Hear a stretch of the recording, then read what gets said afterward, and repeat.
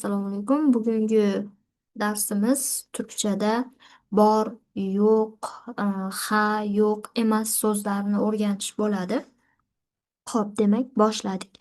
Turk tilida bor, var, yo'q esa yo'q deb aytiladi. Var, bor, yo'q, yo'q. Biz o'tgan darsda ne, nima, kim so'zlarini o'rgangan edik. Demak, bu yerdagi gapimiz sinfda ne, kim var, sinfda nima, kim bor, sinfda ne, kim yo'q, sinfda nima yoki kim yo'q deb tarjima qilinadi. Mana bu mashq bilan bu mavzumizni o'rganib olamiz.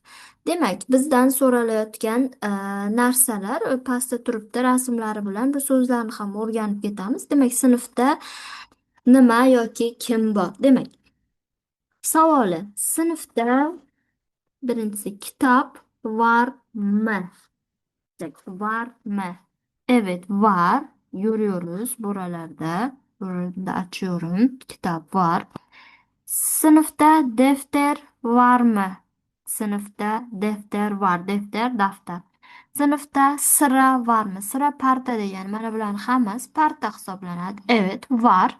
Sınıfta kanepe var mı? Kanepe kreslo yoki divan deyiladi.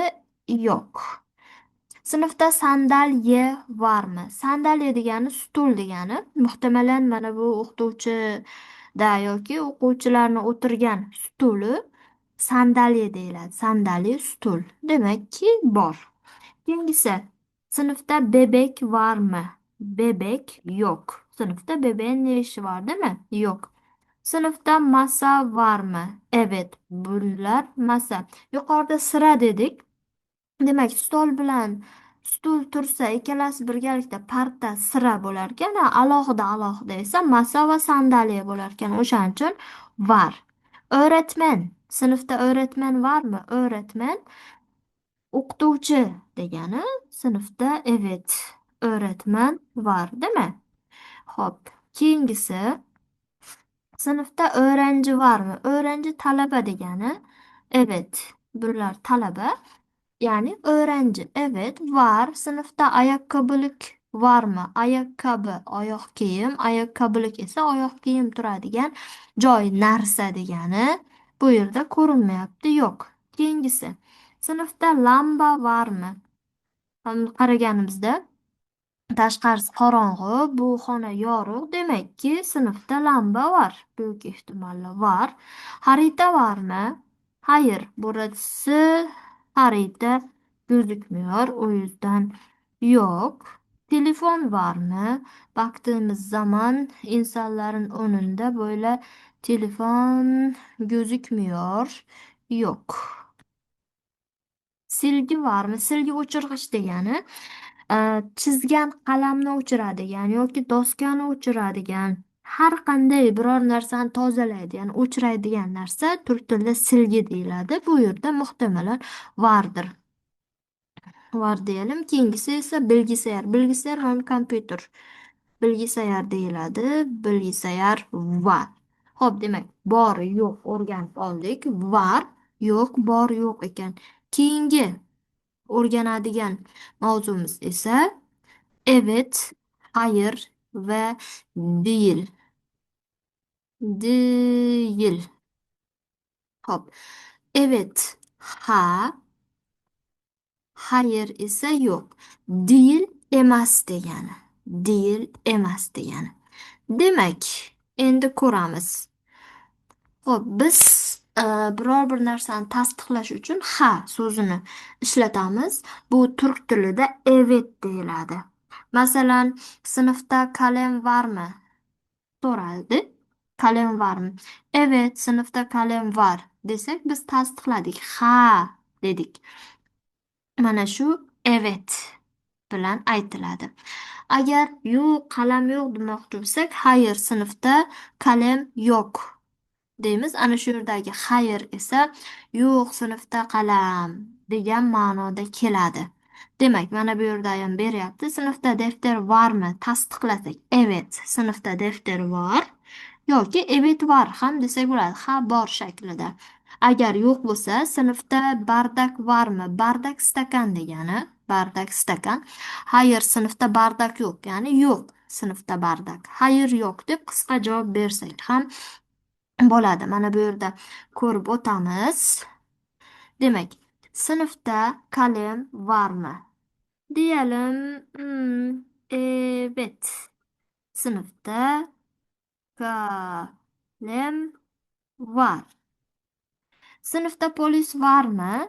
Demek polis degani politsiya, militsiya degani. Demek bunu yozamiz. Hayır, sınıfta polis yok. Ya da hayır yok. Sınıfta öğretmen var mı? Evet, sınıfta öğretmen var. Sınıfta harita var mı?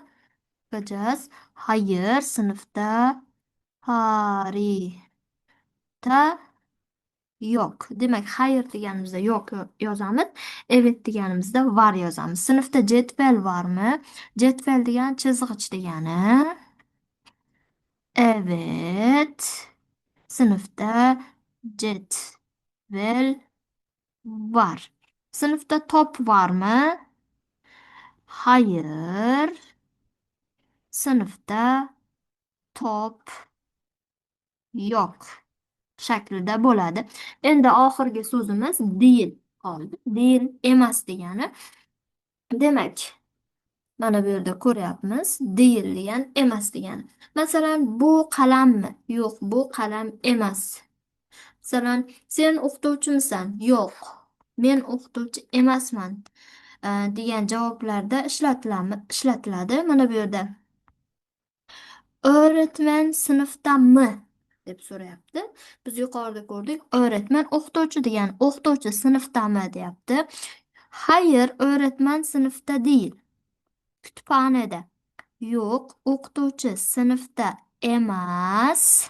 Kutubxonada deyapti. Demak, emasni biz o'zbekchada qanday ishlatsak, değilni ham shunday ishlatar ekanmiz. Demak, mana bu yerda bir mashig'imiz bor. Televizyon açıkmı deyapti. Açık degani yoniq, yongan degani. Televizyon yonganmi? Evet. Televizyon açık.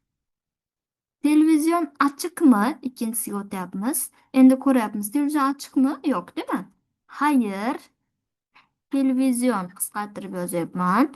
Demak, açık hop değil. Değil mi? Emas. Değil, kapalı.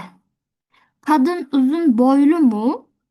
Hayır, kadın uzun boylu değil. Değil mi? Değil, kısa boylu demek emasda ishlatar ekanmiz. Xo'p, defter ince mi? Mana bu yerda ince degan ingichka degan. Evet. Defter ince.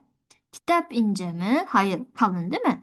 Hayır, kitap ince değil, kalın. Demek değil, emas degani.